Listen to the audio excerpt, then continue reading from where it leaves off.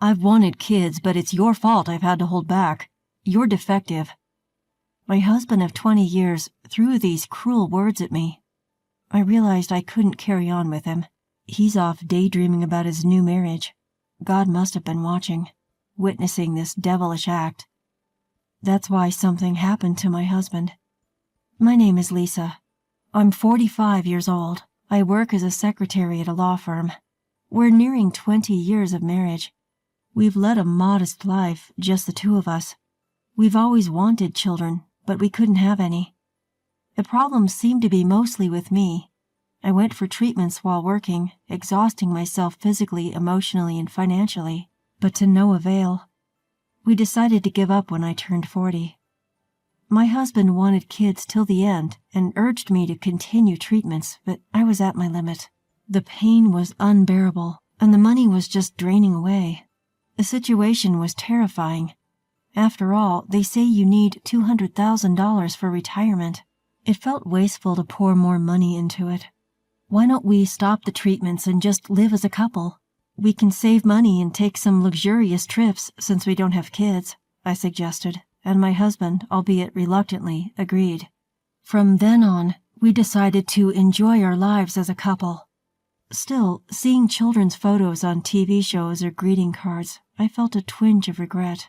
Even now, 5 years after stopping treatments, I carry guilt and remorse for not being able to have children. Then, one day, I decided to attend a school reunion after about 10 years. My husband said I should take a break, so I decided to stay overnight near the venue. It felt like a mini vacation. I realized I'd hardly ever been out alone since we got married. My life had been consumed by infertility treatments. A little luxury now and then is okay, right? At the venue, I enjoyed catching up with old friends. "Lisa, long time no see. How are you? Don't you seem a bit slimmer than before?" Indeed, I had lost about 22 pounds over the last decade.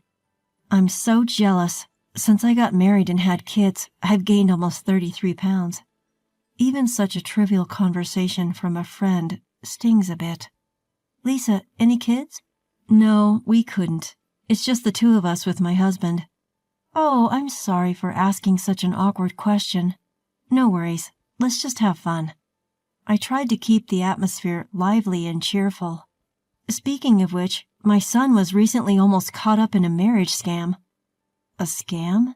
I was taken aback by my classmates' words. Yes, he was asked to lend $20,000 because they were getting married, but it didn't go through. What? What happened then? My son couldn't afford to pay that much money, so he came to us, his parents, for advice. That's how we discovered the scam. In the end, the woman disappeared. That's a terrifying story. There are some pretty awful women out there, really scary. A marriage scam. I was a bit shocked that something like that could happen so close to home. Her son now has a new girlfriend, and the parents seemed relieved. The reunion went on smoothly and eventually came to an end. Instead of going to the after party, I returned to my hotel and enjoyed a nightcap by myself. Come to think of it, I forgot to check in with my husband. It was only 10 p.m., he should still be up. I tried to call home, but no matter how many times I let it ring, my husband didn't answer. Maybe he had already gone to sleep. Well, I was going back tomorrow anyway, so it wasn't a problem. Still, I had an uneasy feeling. Was it a woman's intuition? I had a bad feeling for some reason.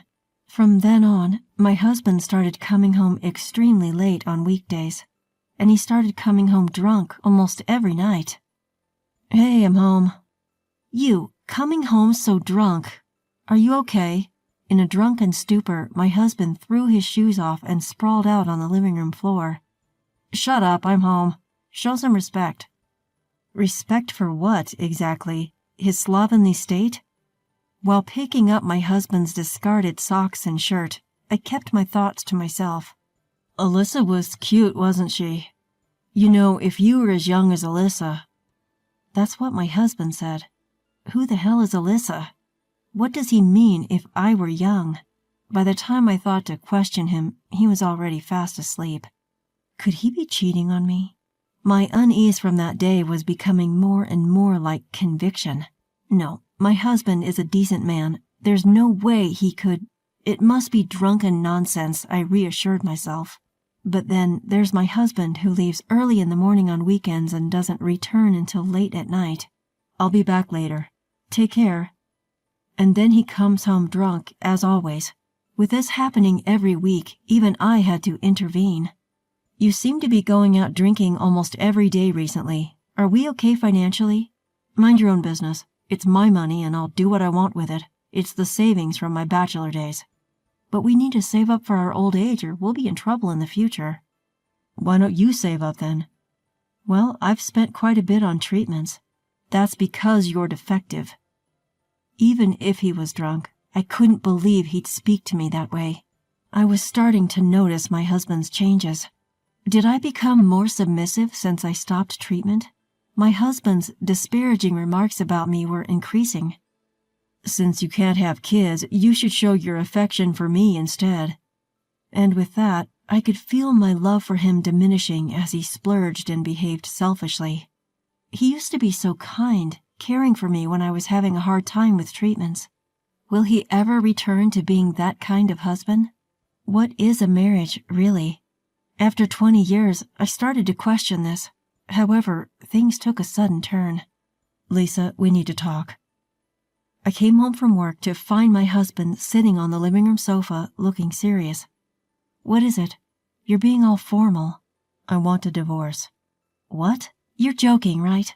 Why would you say that all of a sudden? The thought that my husband was considering a divorce had never crossed my mind.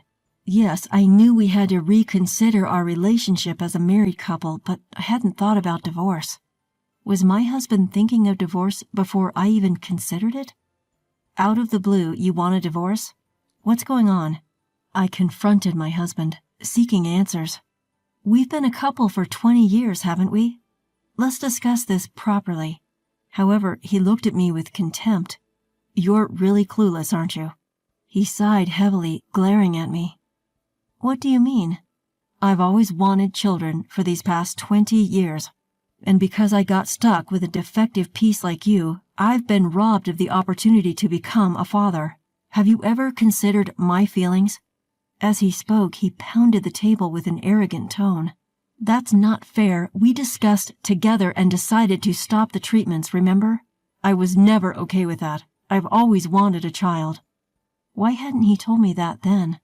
I was on the verge of tears, overwhelmed by sadness and frustration. Well, if you sign the divorce papers, I won't have anything else to say. Proudly, he pushed the divorce papers on the table towards me. I've actually already decided to remarry. What? Remarry? Yeah, with a 20-year-old girl. A girl? Are you saying you've been having an affair? No way. I plan on marrying her as soon as we're divorced. He announced this with a smug satisfaction. A 20-year-old girl was marrying my husband? This couldn't be happening. Alyssa, she's sweet and cute. The perfect wife. Not like you. Alyssa. That was the name my husband had mentioned that day. Woman's intuition was not to be underestimated. I felt a sense of self-satisfaction, but this wasn't the time for self-praise. And then my husband showed me a picture of his adorable Alyssa. Upon taking a closer look, I nearly burst out laughing. This has to be a joke. Something like this was impossible. What? He noticed my strange reaction, but I quickly regained my composure. I felt it was too soon to let him in on the joke, so I immediately composed myself. So you really want a child that badly? Yes, because you can't give birth. There's nothing we can do about that, right? You will agree to divorce, won't you? Well, I suppose there's no choice. I pretend to look more upset than I really am. Sure, I was upset when he first brought up the divorce, but now, with his sheer stupidity, I feel like it would be right to divorce him immediately. Yes, I should leave a man like this sooner or later. I feel as if I've been given divine guidance to do so. I sign the divorce papers and leave my husband behind. I'll bet he'll regret this soon enough. Well, let's just watch and see. Fast forward a year after the divorce. Lisa, please help me. A shabby-looking man approaches me on my way home from work. Excuse me, who are you? I genuinely don't recognize him. It's me, Lisa. I need your help." It's my ex-husband. Long time no see. I'm taken aback by how much he's changed. His cheeks are sunken, and he's dressed shabbily. "Please, Alice, introduce me to your company's lawyer. I can't just do that out of the blue." Apparently, my ex-husband is having money troubles. I could sort of tell from his appearance, but I never thought he would become a completely different person within a year. If it's your first time, consultation is free. Free? But if you want to hire them, you'll have to pay their fee. I don't have that kind of money. Please, help me." What on earth happened? I decided to listen to his story at a nearby cafe out of pity. Well, actually, before he could say another word, I cut him off. "Did that girl, Alyssa, run off?" How did you know?" Just as I thought. When my ex-husband showed me a picture of a girl named Alyssa, it clicked. That girl looked exactly like the one who conned a classmate's son at a reunion. At that reunion, the classmate was saying, "I can't forgive that woman," and showed her picture around, warning everyone. I think her name was Sally and she was about 22. Well, her age and name are probably fake. It makes sense. The swindler wouldn't use her real name, of course. "You knew about Alyssa, didn't you?" Well, I guess you could say I knew, but what happened? When I asked my husband for the details, this was the story he gave. He met a woman named Alyssa about a year ago in a nightclub. My husband, who has always wanted children, seemed to have been venting such thoughts in his conversations with her. That's when Alyssa said, "I can have a child for you." The two gradually deepened their relationship after that. My husband would go to the club almost every weekday and would date Alyssa outside the club on weekends, then return to the club. In doing so, he ended up using $10,000 from his savings that he had accumulated when he was single. But Alyssa was so sweet. She never asked for expensive things even when we were outside the club. She was just happy drinking with me at the club. She was different from the stereotypical opportunistic club girls you often hear about. She didn't need designer goods or jewelry. She was satisfied if I was there drinking with her at the club. She was hard-working and sincere. We had agreed not to touch each other's savings from when we were single, so I never noticed anything. I thought it was his money and he could use it as he pleased. I had no idea he was spending that much. And then Alyssa showed her true colors. "I want to get married, but I have debts, so I need to repay them, and it's about $20,000. Then my husband promised to take on Alyssa's debt and transferred the money to her. They moved in together right after our divorce, but Alyssa continued her night work and rarely came home. And then she quit her job at the club and disappeared. Of course, she took all the money and ran. Just how foolish can he be? I started to feel pathetic for having been married to such a man for 20 years. "Did you make a promissory note?" "A what?" When I asked, my husband looked puzzled. "You lent her money, didn't you? Didn't you get a note?" "We were going to be a couple, so I didn't do such a thing." "Really? So doesn't it mean you just gave her the money? Is that so?" "In this case, it seems like you donated $20,000 to Alyssa out of goodwill. This woman must be a pro. In the case of donations, if the amount exceeds $11,000 in a year, gift tax is imposed. Depending on the case, the receiver might be taxed, so Alyssa just took $20,000 in cash and vanished. And she split the money into 2 parts across 2 different years. That way she wouldn't exceed the $11,000 limit and could avoid taxes. The reason my husband thought she was a good girl who never asked for material gifts was because she knew the law well. So what should I do? I don't know, maybe consult a lawyer? It'll cost you, though. Upon hearing that, my husband's shoulders slumped. I've used up all my savings from my single days. The woman I loved ran away from me. I can't tell the company that the marriage is off after I've already told them about remarrying. I boasted about getting a younger wife. Isn't that his own doing? Although I thought that, seeing his pitiful situation, I couldn't say anything. "Lisa, it's my fault. Please, come back to me. I realized after you were gone, you were the only one who cared about me. I don't need kids anymore. I'll let you do as you like. You must have been lonely too, right?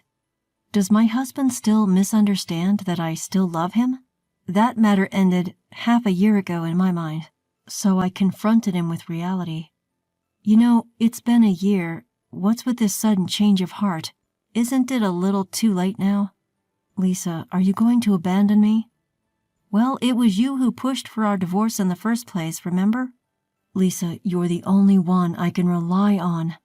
My ex-husband looked utterly exhausted. I decided to show him a little mercy. All right then, shall I call up a lawyer friend of mine?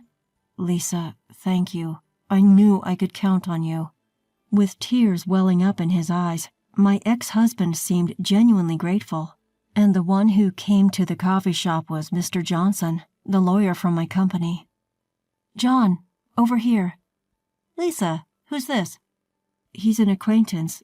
Seems he's in a bit of a bind. Is that so? Nice to meet you. The name's Johnson. My ex-husband seemed somewhat perplexed by our overly familiar demeanor. You see, we've been dating for the past 6 months. Now what was it you needed advice on? As I finished speaking, my ex-husband looked as if he was in a daze.